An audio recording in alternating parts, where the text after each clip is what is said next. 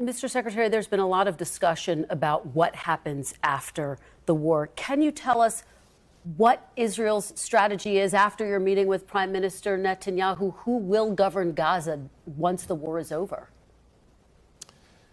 One thing's for sure. Israel cannot go back to the status quo. And again, no country would be able to accept that. But is there a clear strategy, Mr. Secretary? Is it clear who's going to govern Gaza once this war is over? I think we know two things.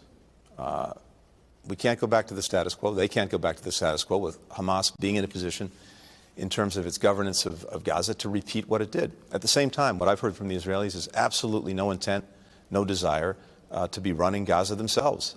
They moved out of Gaza unilaterally, unconditionally, a couple of decades ago. Yeah. But they can't be in a position where they're constantly at the threat of the most horrific terrorist attacks coming from Gaza. So something needs to be found that ensures that Hamas can't do this again, but that also doesn't revert to Israeli governance of Gaza, which they do not want and do not intend to do.